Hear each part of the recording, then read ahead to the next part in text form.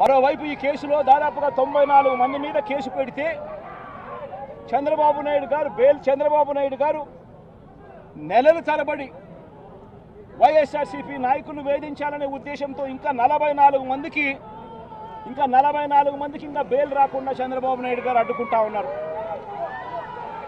ఒక హక్కుగా బెయిల్ రావాల్సిన చోట నెలల తరబడి బెయిల్ రానివ్వకుండా అడ్డుకుంటా ఉన్న పరిస్థితి చంద్రబాబు నాయుడు గారు. ఇదే సత్యవర్ధన్ అనే వ్యక్తి మెజిస్ట్రేట్ దగ్గరికి తాను వచ్చి జరిగిన ఘటన గురించి మెజిస్ట్రేట్ దగ్గర వాంగ్మూలం తాను ఇచ్చేస్తే మిగతా వాళ్ళందరికీ కూడా బెయిల్లు వస్తాయి అనే ఉద్దేశంతో పోలీసులు చంద్రబాబు నాయుడు గారు ఇద్దరు కూడా కుట్ర పన్ని సత్యవర్ధన్ అనే వ్యక్తిని 20 సార్లు మెజిస్ట్రేటు రమ్మని సమన్లు పంపించినప్పటికీ కూడా ప్రతిసారి దాటేసుకుంటూ రాకుండా ఎగరగొడుతూ పోయాడు.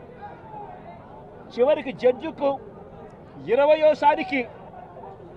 ఇన్నిసార్లు సమన్లు ఇచ్చినా కూడా ఈ మనిషి రాకపోవడం అన్యాయము అని పోలీసుల మీద గట్టిగా జడ్జి తిట్టి ఖచ్చితంగా సమన్లు ఇవ్వండి, నెక్స్ట్ టైం వచ్చేట్టుగా ఖచ్చితంగా చూసుకోండి అంటే అప్పుడు మరుసటి వాయిదాకు సత్యవర్ధన్ అనే వ్యక్తి తానంతటి తానే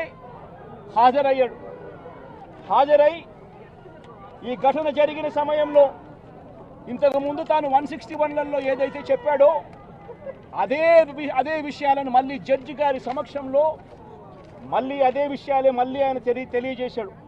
ఘటన జరిగిన సమయంలో తాను అప్పుడు లేడని, తనను ఎవరూ కులం పేరుతో దూషించలేదు అని, అసలు ఈ కేసుతో తనకు ఎలాంటి సంబంధము లేదని కోర్టుకు తాను మొరబెట్టుకున్నాడు.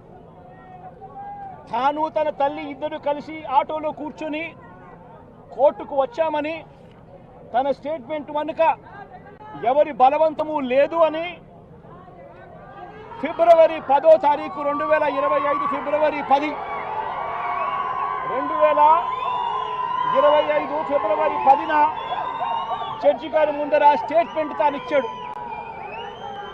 ఫిబ్రవరి 10, 2025 జడ్జి గారి సమక్షంలో తాను ఈ విధంగా స్టేట్మెంట్ ఇచ్చేసరికి చంద్రబాబు నాయుడు గారికి లోకేష్కు వీరిద్దరికీ కూడా మనశ్శాంతి కరువు అయిపోయింది.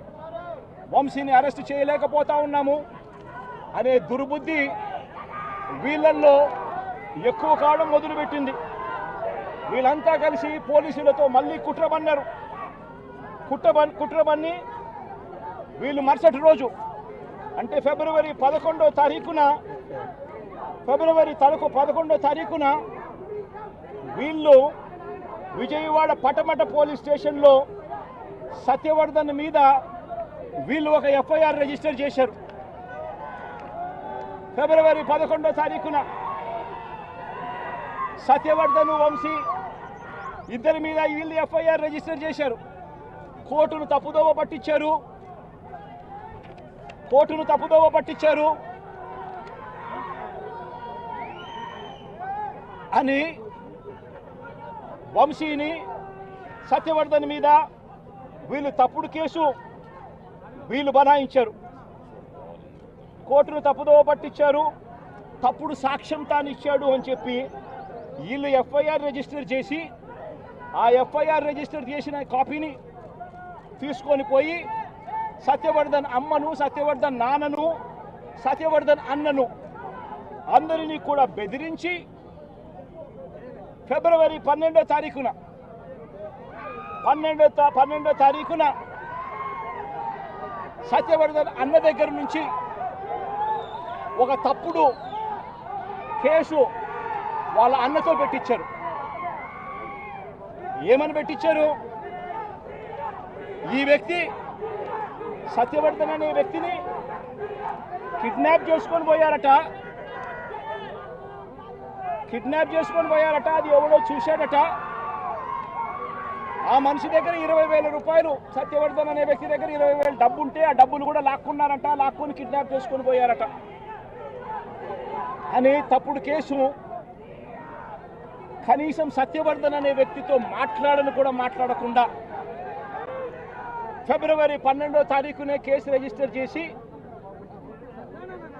కేసు రిజిస్టర్ చేసి ఫిబ్రవరి 13వ తారీఖున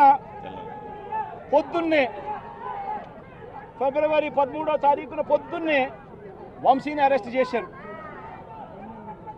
సత్యవర్ధన్ దగ్గర నుంచి స్టేట్మెంట్లు తీసుకునింది 13వ తేదీ సాయంత్రం, 13వ తేదీ రాత్రి, 13వ తేదీ సాయంత్రం. అంటే అంతకు ముందు స్టేట్మెంట్ కూడా తీసుకోకుండా వంశీని అరెస్ట్ చేయడం,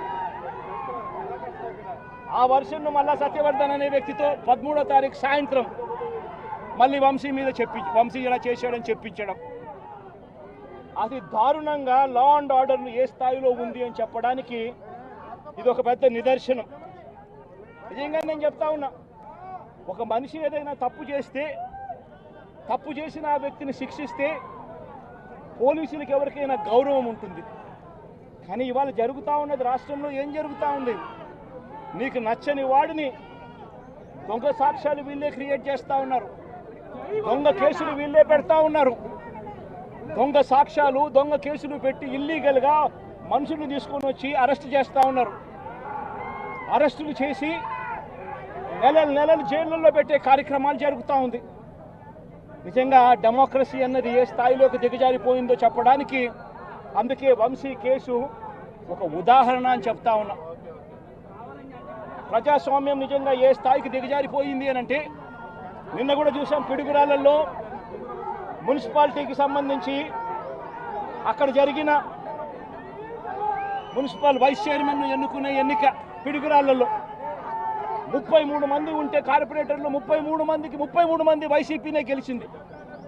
మరి తెలుగుదేశం పార్టీ కార్పొరేటర్ కనీసం ఒక్కడు కూడా లేకపోతే తెలుగుదేశం పార్టీ ఏకంగా పిడుగురాళ్ల వైస్ ప్రెసిడెన్సీ సీటు ఒక్క సభ్యుడు కూడా లేని ఆ సీటును వీళ్ళు సిగ్గు లేకుండా మేమే గెలుచుకున్నాము అని చెప్పుకుంటా ఉన్నారు అని అంటే, నిజంగా పోలీసులు అనే వాళ్ళు చంద్రబాబు నాయుడు గారి హయాంలో ఏ స్థాయికి దిగజారిపోయి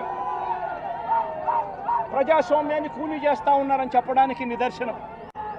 తిరుపతిలో 49 సీట్లకు 48 సీట్లు వైసీపీ గెలిచింది. తెలుగుదేశం పార్టీ గెలిచింది కేవలం ఒకే ఒక్క స్థానం. అటువంటి చోట డిప్యూటీ మేయర్ పోస్టు పోలీసుల ఆధ్వర్యంలో తెలుగుదేశం పార్టీ వాళ్ళు కార్పొరేటర్లను కిడ్నాప్ చేసుకొని, బస్సులో నుంచి కిడ్నాప్ చేసుకొని పోయి డిప్యూటీ మేయర్లను మేమే గెలుచుకున్నామని చెప్పి వాళ్ళు ప్రకటించుకుంటా ఉంటే, పోలీసులు ఏ స్థాయికి దిగజారిపోయినారు తెలుగుదేశం హయాంలో అని చెప్పడానికి ఇంకో నిదర్శనం.